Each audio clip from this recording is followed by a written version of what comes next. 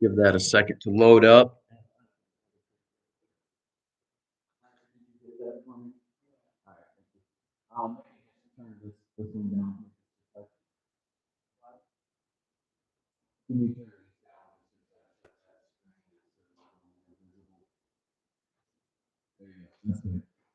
All right. Well, thank you for being here today, and welcome again. And I just want to take a few minutes as you all graciously allowed me to be absent for a few weeks, and as I was able to go back to visit Uganda once again, and to visit with RPI, the Rural Pastors International and Institute of Uganda. And so, again, as I share with you, so many of you have traveled this journey with us. And let's see, do I get work? All right, Elijah, where are you at? You ran off. Lex, can you go hit my enter button there? Clicker's not working.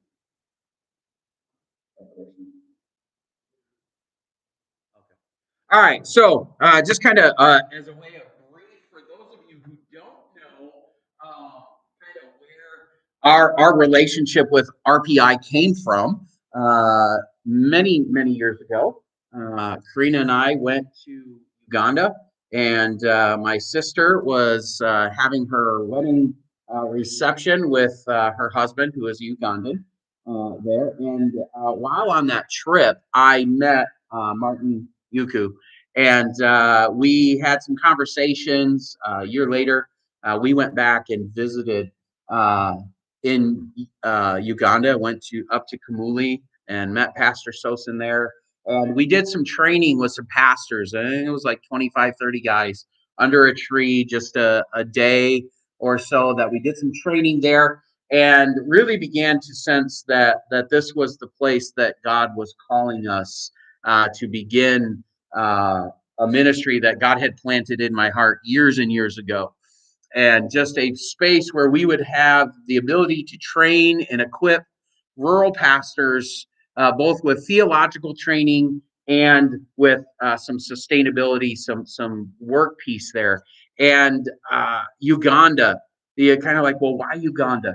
And the unique situation in Uganda, not so unique, but very common in the 1040 window and throughout sub-Saharan Africa and in other places in the world, is that many of the rural pastors that minister there, some of them have never completed any kind of formal education. A lot of them haven't had any good theological training, ministry training. And so we wanted to be able to step into that space, to be able to give them the equipping that they needed to be able to biblically teach and lead their churches. Some of these men were already leading churches with 50, 100 people in them, and yet had less biblical training and education than your young people get in our Sunday school here. And so they that made them ripe for heresy, for cults, for all sorts of things, prosperity gospel, all these things. And the other piece of it is that many of these pastors, they come up to me, well, we need to send our kids to school. In the United States here, we have free education, right? Our kids, we just send them to school, and we just kind of take that for granted. In a lot of other countries in the world, if you don't pay for your kids to go to school, your kids don't go to school. And so there's a lot of pastors who in this rural setting, because the churches are unable to provide for them financially, are unable to send their kids to school.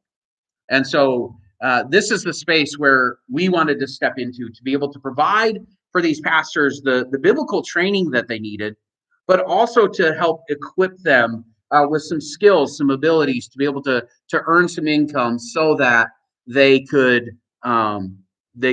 be able to support their families. And so that's kind of where that dream was born.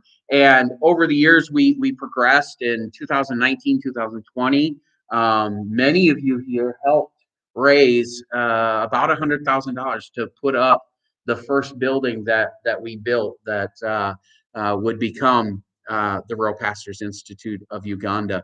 And we then formed continue that ministry there, and so that's kind of where we were, and kind of why we go and where are we going. And so I just kind of want to, over the next few minutes, talk a little bit about where we're going, what's the future of RPI, and kind of what we got to do on this trip. So Lex, go ahead. And so I was able to finally visit the island. So Uganda is positioned on the northern shore of Lake Victoria.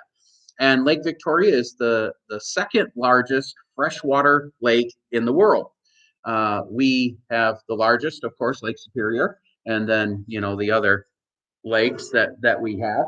But Uganda is unique in that it sits on that shore, and along that northern shore of Uganda, there are about 50 to 100 islands that are along that top shore of Lake Victoria, and there are a lot of villages and people groups.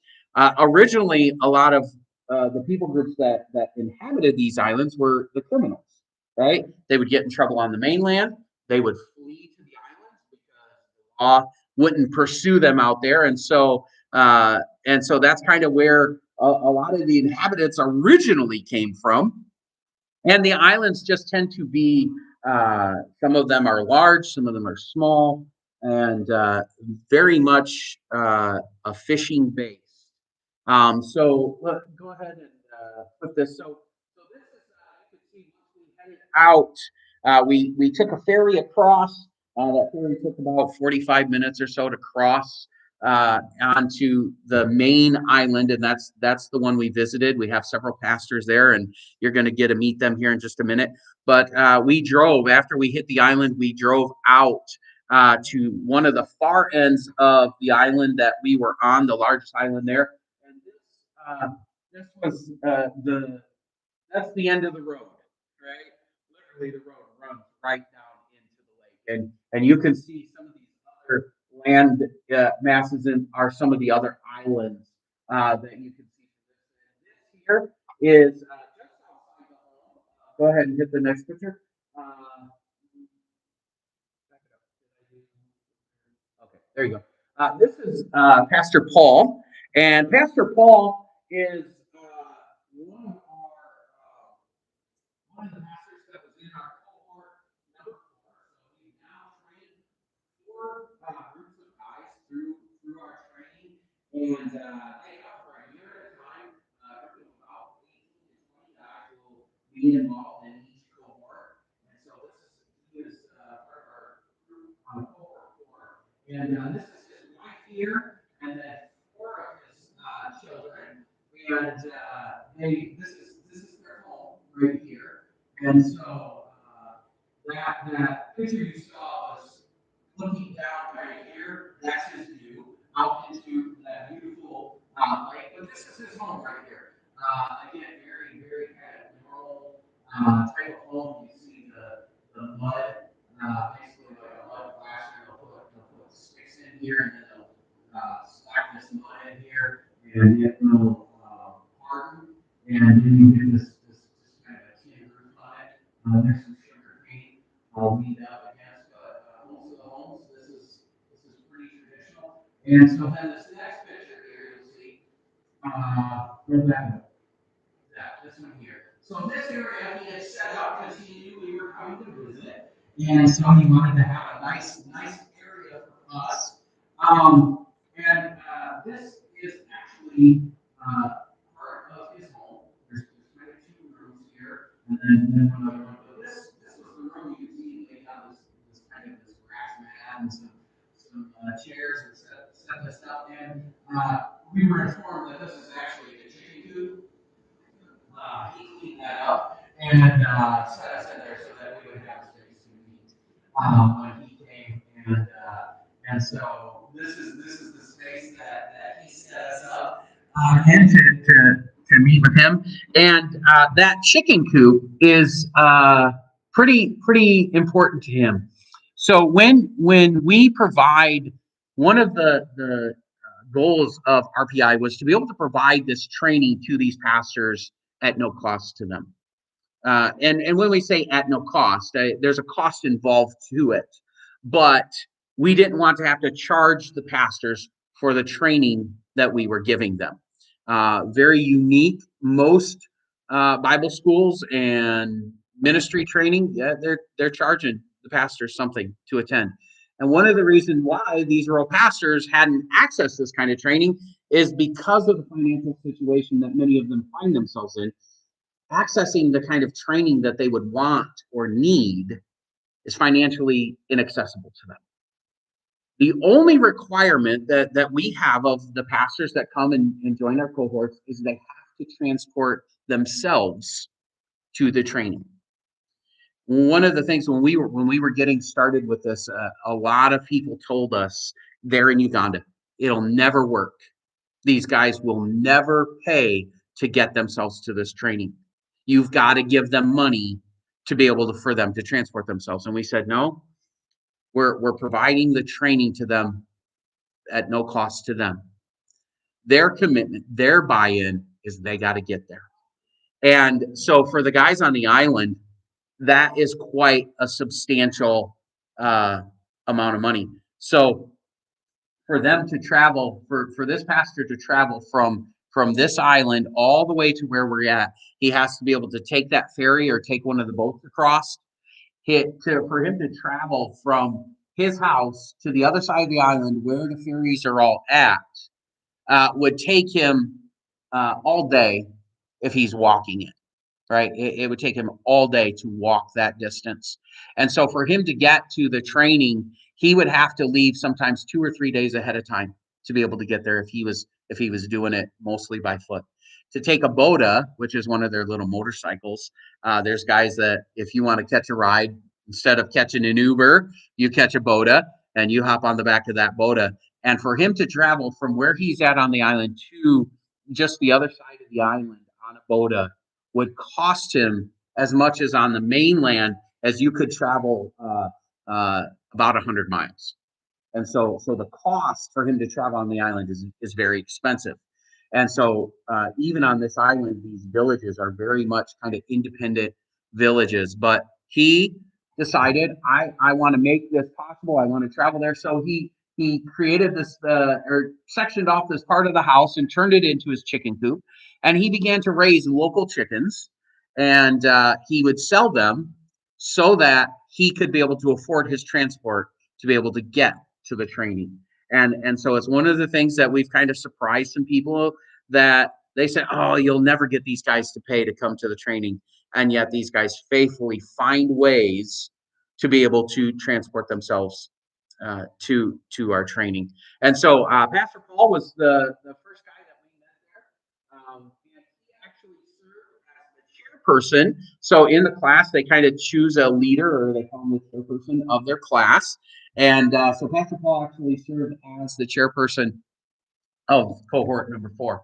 So go ahead and flip next one. Okay. This is just a lady. You can see she's walking with the stuff on her head. This is a small amount of things, but you will see this very, very often as you're traveling. You'll see kids and women.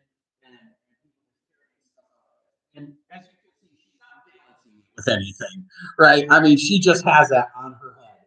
And she's walking with it. And they will carry all sorts of things on her head. This lady here has as she's walking. This area we arrived at. Oh, something you saw those tables set out. Every home every home that you go visit, you would get that stuffing. And often this is very generous of them. This is what they have to offer. You're coming into their home to visit them, and they want you to feel welcome. And so this that's actually a piece of fish. Again, we're on the island, and the different areas of the island, fish, different kinds of fish, depending on the island where they're at, and often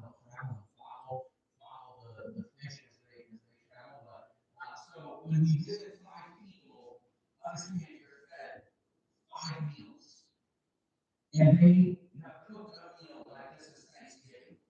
Like, I mean, like the plates of rice and the fish and the toki. Toki's like a plantain type of banana that they cook down. Kind of the consistency of a mashed potato. I like the toki, not everybody does. Often kosho, which is like grits, but just finer. So kind of more like a cornmeal that they make up again. Consistency. I don't care for as much, but so you try to eat just a little bit, right? And you feel like they made all this food, that what they spent to be able to make this food for you. The fish is incredible. I like fish, so it was kind of cool. I got to taste a couple of different types of fish prepared a couple of different ways, and so that's the other pastor we went and visited here is Pastor Peter. He actually lived on the other side of the island. And so a different area, and the fish that this community fishes for are just these little. They almost look like sardines, the small little fish, and those fish are used in they grind them up and use them in feeds for animal feeds, right? They got that protein when you're feeding your chickens or you're feeding your cattle or that kind of stuff. You want to give a little protein into your feed mixes. So they fish these little tiny silverfish in this community. But Pastor Peter, he pastors in this area. He goes to the next slide here. This is his family. Three of his children were there, and this is his wife. And they were all sitting there with us as we met.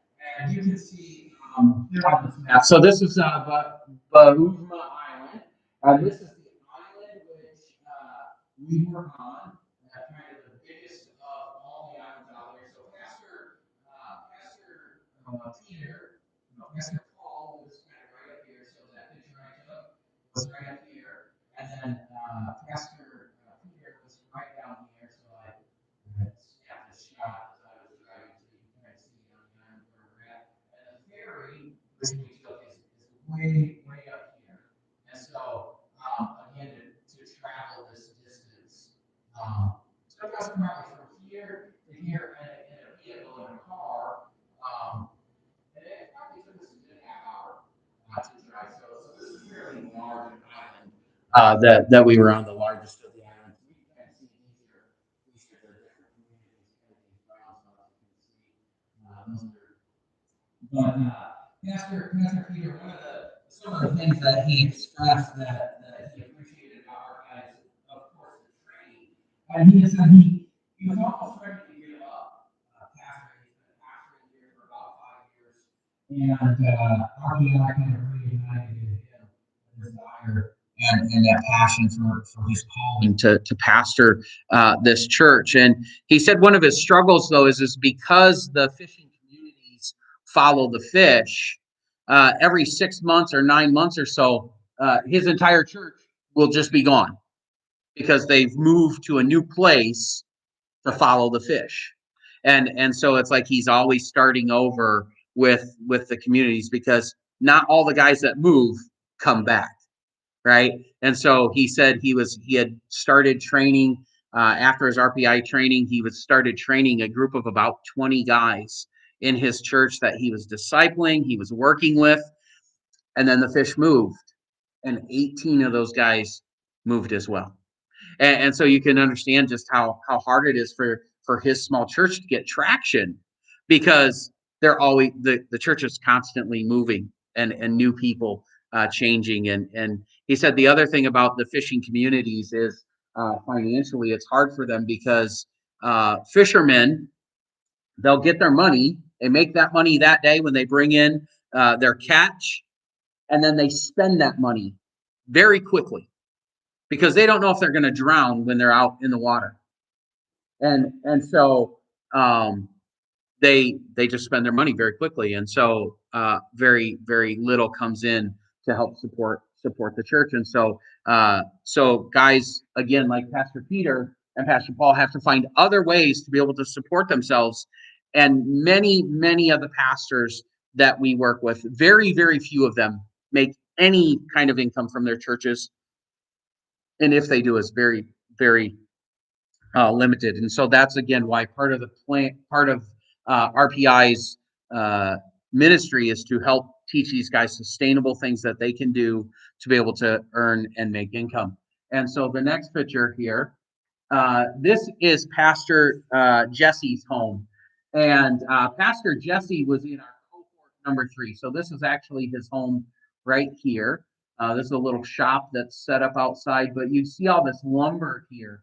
And that is something, some initiative that he had kind of done. He would go out into the areas on the island, and he would cut down trees. He would buy trees, cut them down, and then drag them back here to his home, and then he would cut it into lumber, and then he sells that lumber.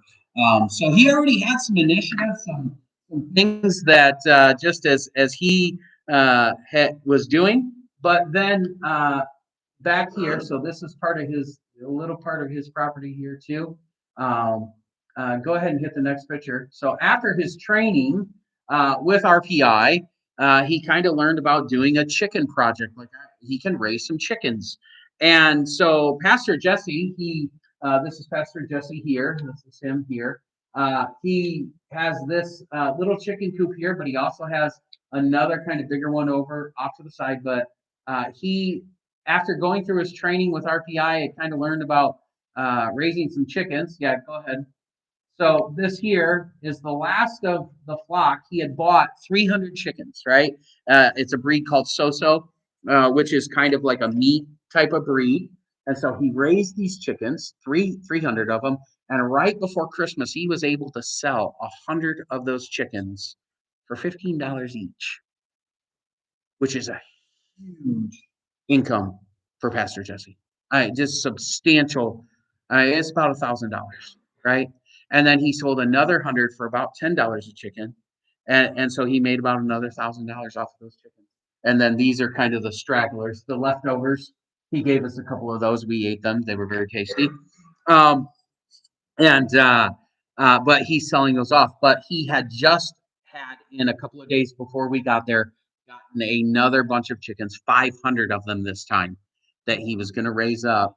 And again, he did this just from some of the training and initiative that he got while he was at RPI.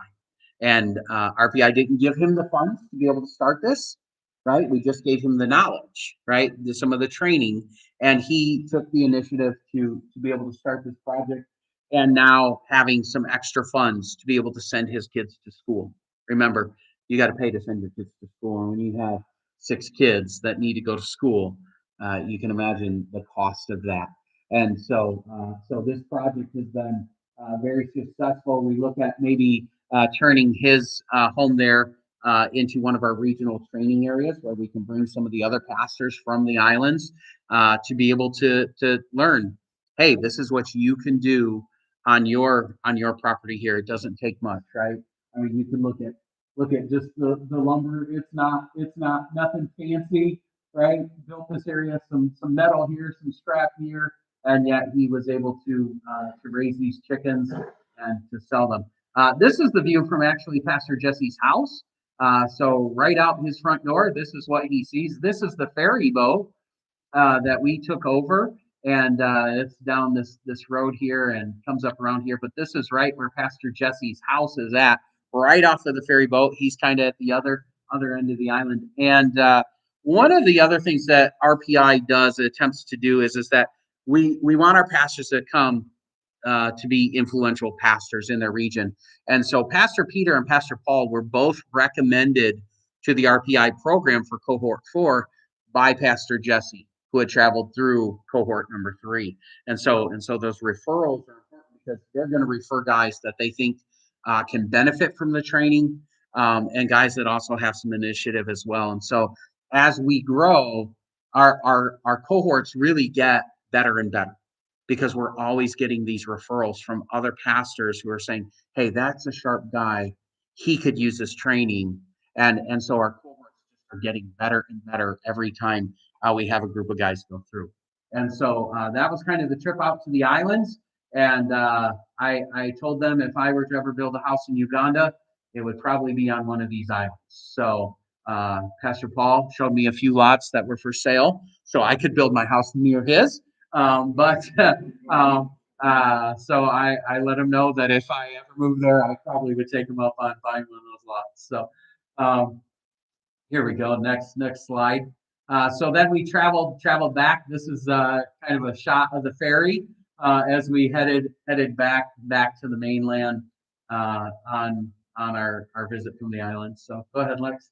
We headed back to the RPI properties, and so over the last few years, as RPI's grown, we were able to purchase this property up on a hill.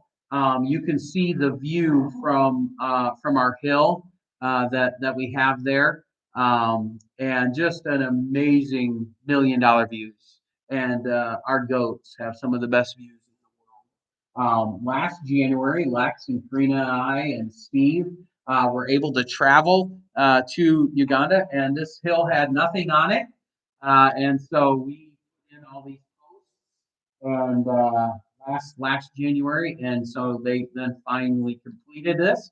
And this is our goat barn. We were told we were building a goat shed, and if you think shed, and then this massive barn that we actually were building, right? And so on this end here, this is where the kids go, and kids got kind of their own little spot, it's kind of elevated, and the kids get in here. The mama goats go kind of in this section here, and at the very end, we have a spot for our male goat.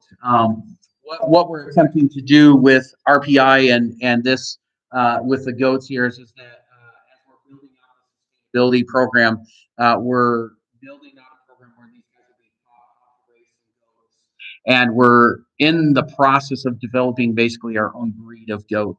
Ugandan local goats have a natural immunity in them that no and so they're disease resistant, they're very hardy, but they don't grow very big, right?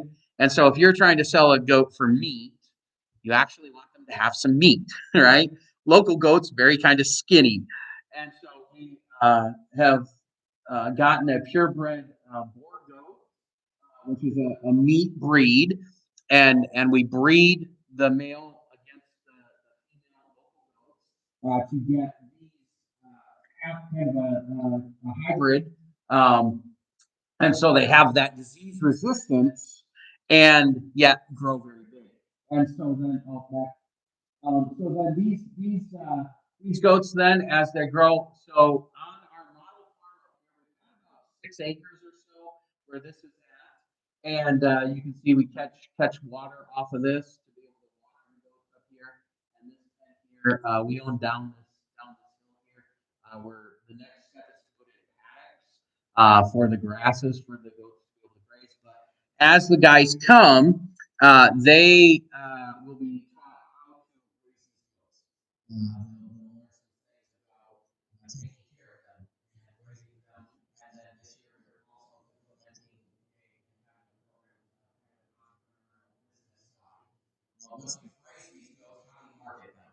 How do you sell them and get the most out of them? So that's our property up there. You can go ahead and hit this picture. That's the sun was setting off of the other side, and this is the area of our property here. This is where they're going to be putting in those paddocks. About 10 paddocks, we will be able to rotationally graze the goats through. Go ahead and hit the next picture. And this is the caretaker's house.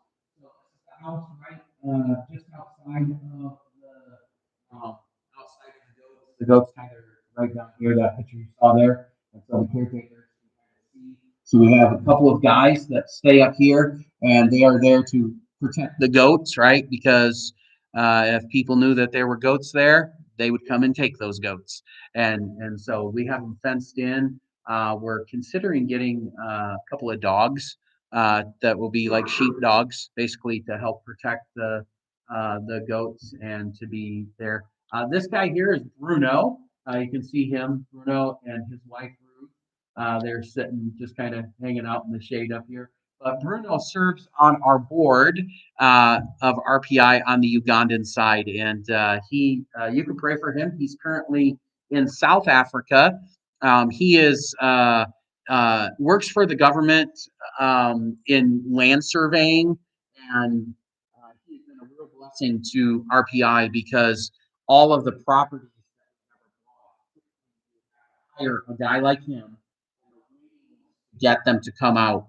It can be a year or two out sometimes.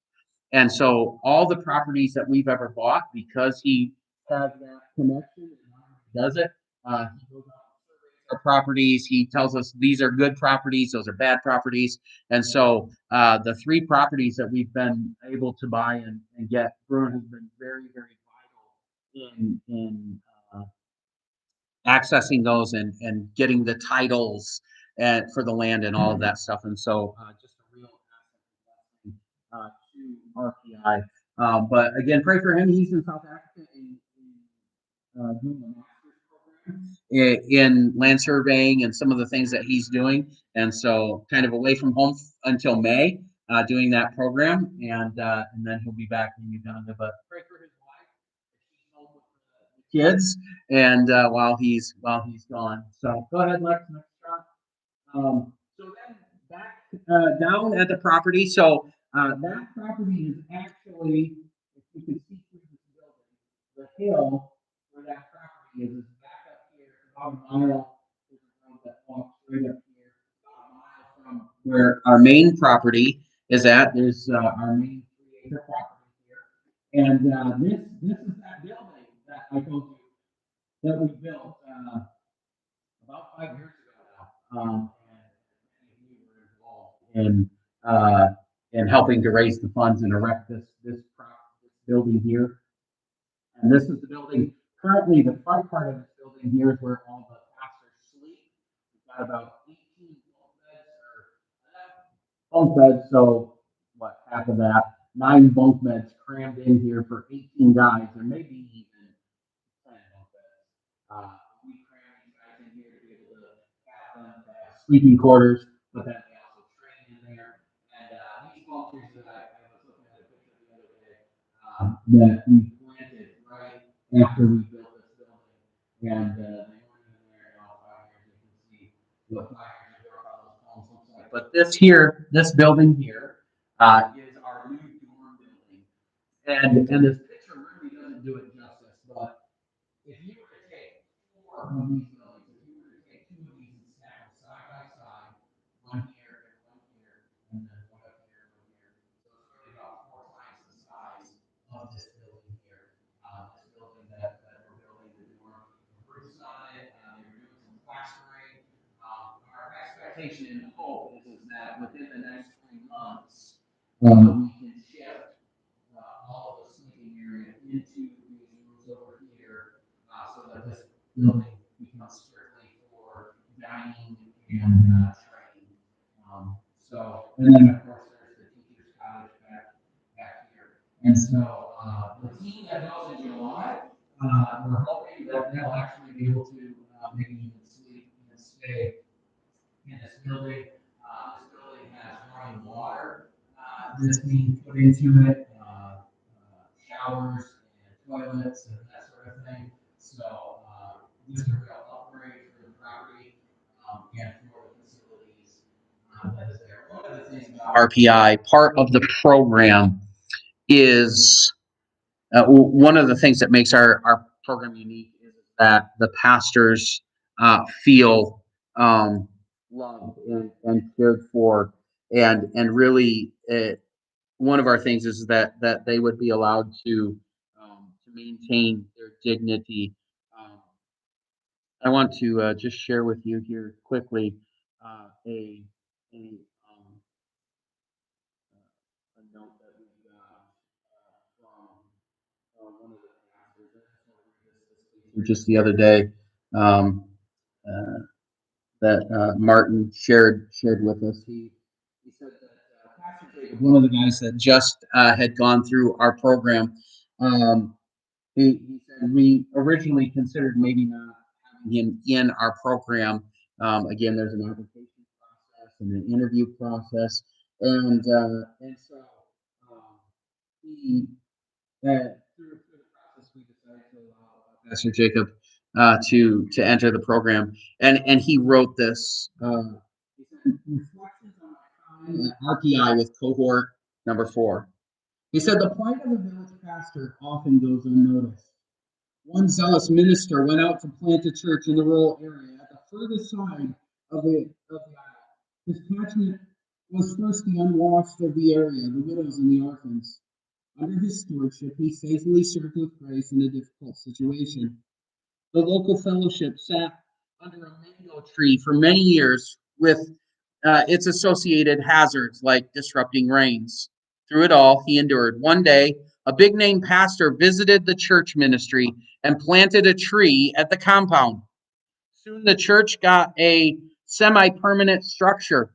Not long after, the minimal achievement of the church structure was attributed to the anointed tree that was at the project. It's a brutal reality. For many rural ministers, they are not credited for their deserved accolades and service in the body of Christ, often treated as less important and used by the mighty of the city to achieve personal benefits. However, there's a light at the end of the tunnel for rural ministers. The Rural Pastors Institute, located in Jinja, east of Kampala, has come purposely for you, the rural servant. I am an alumni of the cohort 4 in 2025 and 26. At the Institute, you don't apply for admission, but it's required that you are recommended by someone as a worthwhile minister to be considered for admission. Never had I seen a ministry interested in rural pastors like RPI in discipleship training. At the Institute, pastors are treated as executives in their meaning. The year's training is not only a refresher, but a blessing. All tutors are seasoned ministers with valuable experience, men and women who have walked with God, anointed servants in service to the Lord. They not only lecture, but demonstrate Christ in his tangible presence. All pastors that have attended the same possess testimonies ranging from revival, ministry growth, and restored marriages.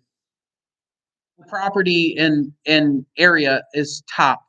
Pastors sleep soundly in a clean, well-prepared bed. Meals are White House-like.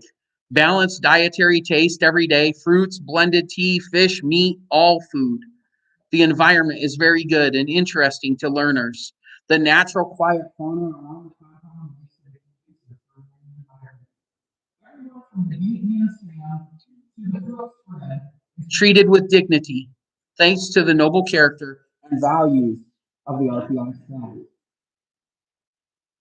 He says, he said, all current and alumni pastors speak well of the administration. All are encouraged that the administration should consider the program. Same. He says, I'm blessed to be a part of this RPI project. Thanks to the entire team of sponsors and funders, your generosity has impacted men, ministries, and families.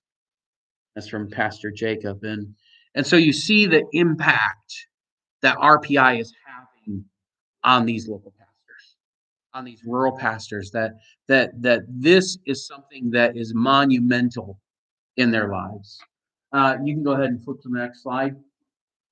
So this is the septic tank that they were building, because again, as we look to expand the property and have a really to do with that, so you can just see how large this septic tank is. It was just massive septic tank and again, dug out of the ground, and then the bricks, it's not like they just all did like they do here, right? They built the septic tank. You can see these guys down plastering the walls. So they use these local bricks to build it, and then they plaster the walls. And for this, and they just completed this as of this last week. Put the cement top on top of it. And in the background here, you can see this is our gate house right out here. And out here's the ceremony. Along here, we do our soccer playing and also our graduation. So go ahead. It's fun to watch these pastors. It's like they're at camp, right? I mean, some of these guys are my age or older, and they're like soccer, and Martin comes in, and we've been out there playing soccer together, and he says, you know, if you went back and told these people, their families and their churches, that these guys were out there playing soccer, they'd be like, yeah. And so these guys get to have a great experience of fellowship and learning together, and so just a neat opportunity. Uh, um, next picture here. Okay, so this is Gloria, and she's been with RPI for about 3 years now, and has been leading our. She does the translation for the teachers for these guys, and Gloria and I have learned to work together well in that translation. One of our trips, we dragged her down the Nile River with us in a raft. She was terrified, thought she was going to die, but she survived, but here we are teaching. I get a whiteboard, and I get about 6 bottles of water, and 5 or 6 hours of time at a time, and we go through it. So we are teaching there in one of our sessions. Go ahead. So this is, you can see their reading. So the cohort, they're encouraged to read through the Bible throughout their time, and you can see as they're reading through the Bible, they check it off. This is just kind of a picture of the cohort. You can see, of course, Pastor Palmer in the pyramid. But this is all the guys that were in the cohort 4. Go ahead. A couple more of the guys. Henry, this guy, just a real sharp young man. And Martin has talked about discipling him further, and maybe him becoming a part of our teaching staff at some point. He just really feels that it's a very sharp guy coming through. All right, go ahead. Another shot of just the kind of the teaching. So as we sit, they sit in these chairs, and this is kind of our teaching environment. You can see some of the books that have been donated by Dr. Gary Hauk and some of the others. But this is our library. We'd like to expand that for them. But the group of guys here, and then you can see just as we go through just some notes. We were talking about discipleship, and just kind of going through some different things with the guys, and training them how they can take their people through a discipleship path. Go ahead. This is the bell, and this bell at the start of the session, because the guys, if they get a break or whatever, you get to call to class. You imagine the old schoolhouses back in the day, right? They'd ring the bell. This is the bell. And you could hear this thing, and that thing is clanging, and you're like, oh, time to get back to class, right? And so this is the bell they use to call the class. This was one morning we woke up, and it was just this fall over the property. This here is the ceremonial ground that I was telling you about when we do graduations and that sort of stuff. These hedges, we actually planted some of the first trees. Some of these trees here that we planted 5 years ago that are finally starting to come up. Next slide. This is again another shot of the guys. So you can kind of see in the background, this is the table that they get served their meals on every day for the meals at the table that we eat at. Again, another shot of the dormitory. And I'm going to be uploading some videos and stuff. And next shot where we actually walk through the dormitory, and just an incredibly cool building. Blessing that's going to be.